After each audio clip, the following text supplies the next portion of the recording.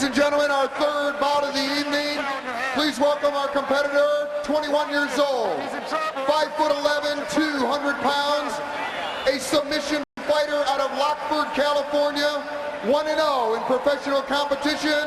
Let's hear it for Jerry Bohlander.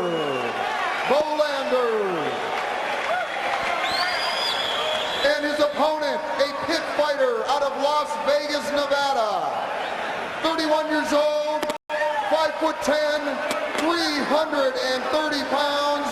They call him the Pitbull, Scott Ferrozzo.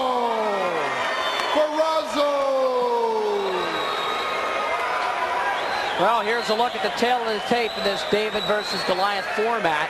Ferrozzo is huge.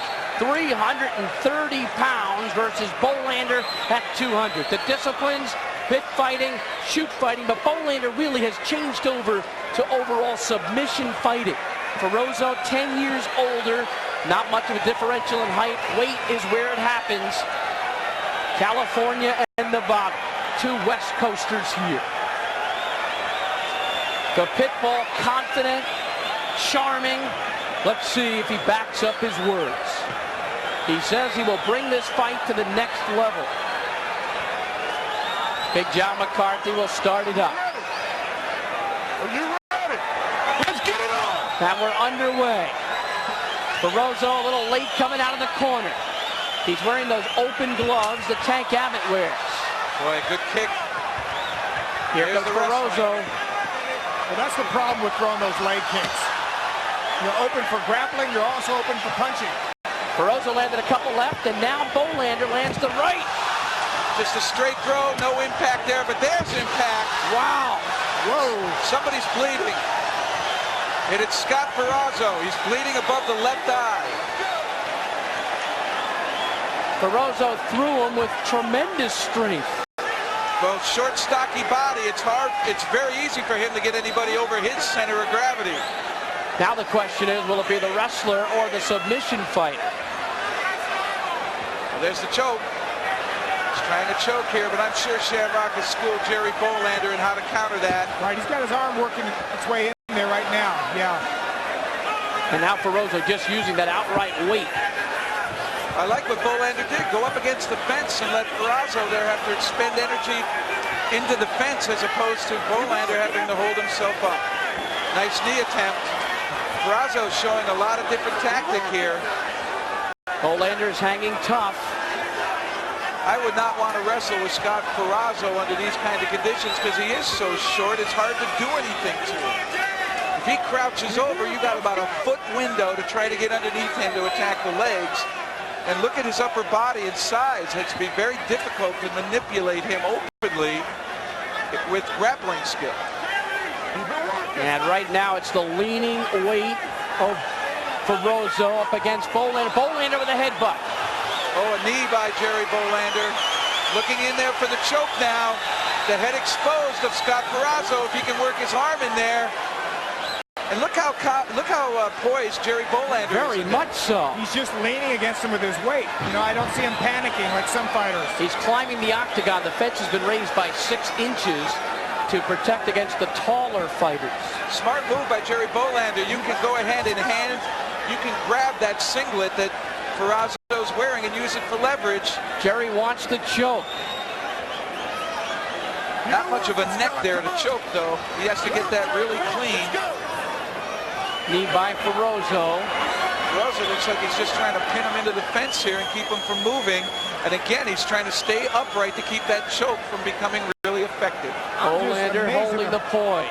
Amazing the size of the back on Ferrozzo. I mean, you know, I don't see myself being a college wrestler. I never went up against anybody with that kind of size. I don't know what he's going to be able to do. Elbow to the back by Bohlander, trying to loosen him up. He spit out his mouthpiece. I wonder if that's just due to air. It's very hot in here. Very often that's an indication. Now throw by Ferrozzo. Tired. He's going right to the guard. Let's see what kind of tactic Ferrozzo uses here in the guard position. Bohlander pops with his right hand. Let's see if Ferrozzo tries to get that right hand free. He's got to be very leery of the fact that Bohlander can choke him out, though. With those gloves on, it'll be difficult for Ferrozzo to choke Bohlander out. Looks like he wanted a strike coming into this. I tell you, this is not the position David should be in with these Goliaths underneath him. Grace Gracie might disagree with you, Don, but I kind of agree with you. Unless you know you are 100% confident in that position, having a big man on you, one mistake, and you could be accepting a barrage. Right. 130-pound difference, headbutt by Ferrozzo. And we don't know these athletes. These are really the first time we've had a chance to see them in actual UFC competition. And Ferrozzo is showing some diversity. Certainly is. He's playing the guard here, staying balanced, not committing any mistakes, keeping up by the head of Bohlander. I'm very impressed with these first-timers, though, Jeff. They look like they know what they're doing. The UFC's been here 2 years now, and these guys are training. 100% accurate there, Don. This is what the future holds for martial arts, this hybrid form, this UFC form of fighting, and still it allows for the freedom of individuality where you can excel with your own body type or your particular skills. Another headbutt by Ferrozzo. He can deadlift 700 pounds. He is a strong guy, although he's only 5'10", 330. And his dad played the NFL for the Vikings. So he comes from an athletic family. His frame may not look it. What about Bohlander now, Jeff? Oh, referee John McCarthy's going to separate the fighters and restart them. No, it might be a cut. And now the doctor's being called over. The clock will continue to work. They're going to call over the doctor. Steve Goodman will take a look at that cut on Big Scott Ferrozzo. Is it superficial or is it deep? And one has to wonder, is Ferrozzo here in shape? He was down on the ground. When he's on his feet now, we'll have a better idea as to his conditioning by the footwork that he has and the balance that he maintains while trying to come back here and fight in a standing position. He has been cleared to go back in there. Bohlander, quick talk with Frank Shamrock, and he's back out there. And he's not breathing hard at all. Big swelling left eye, just under the left eye of Ferrozzo. Huge mouse now developing. Bleeding from the left ear of Bohlander. Here comes the rush. Oh, a right hand again by Jerry Bohlander. Look at the power of Ferrozzo just driving him into that fence. Bohlander landed the cleaner punch, however. It was a straight right hand, and now he's grabbing onto the back of that. Why not use that to choke him with? This is an exact replay of what happened last time. He threw a leg kick, hit the leg. The guy threw him against Ferrozzo threw him up against the fence, and that's where they stayed. And that's exactly what he's doing with that singlet arm that comes up with the strap that comes up over the right arm of Ferrozzo. He's pulling it along the side. That's cutting the carotid on that side, or at least impairing it.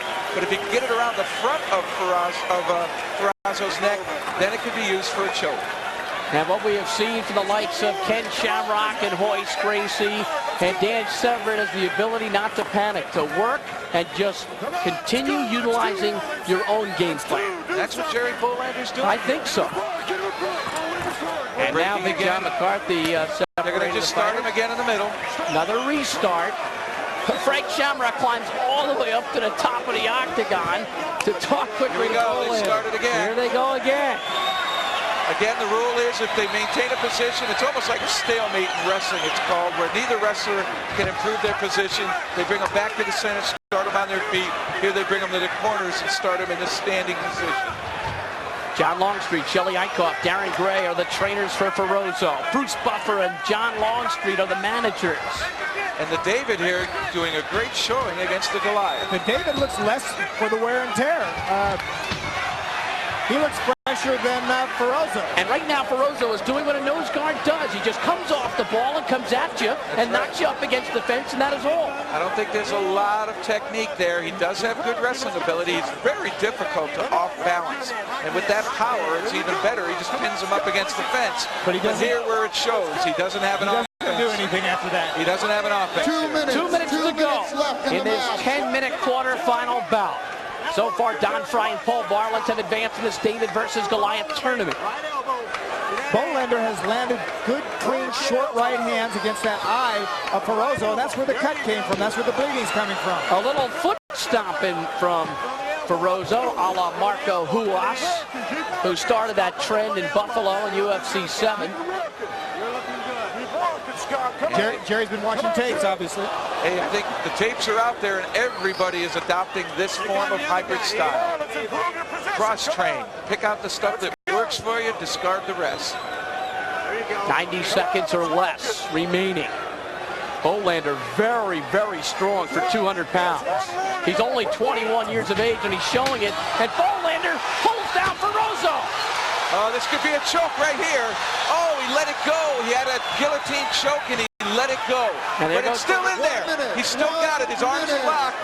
He needs to arch his back and thrust his hips forward. That's it. That is it. He got it. He tapped him out. The David wins. What a performance by Jerry Bohlander.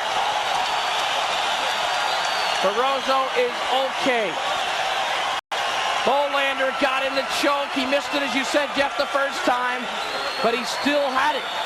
Without a doubt, he knew what he was looking for up against the fence. And when Ferrozzo dropped both his arms, that made it easy for him to go ahead, sink that guillotine choke, and make his opponent submit.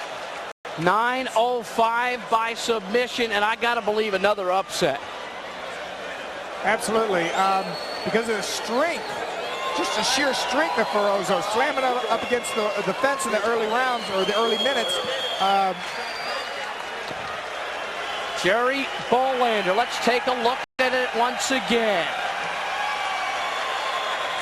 Well, this is with Bohlander on top. This is early in the fight when Bohlander accepted the guard position, staying on his back, keeping the head of Ferrozzo tight so that he can't get any strikes in. But later, pinned up against the fence, he had an opportunity to try to sink a chokehold. And here, when he gets whipped to the ground, he's hanging on to Ferrozzo's singlet, and that keeps him from being rolled over onto his own back. Oh, great move. Great balance. Beautiful. Super right wrestling.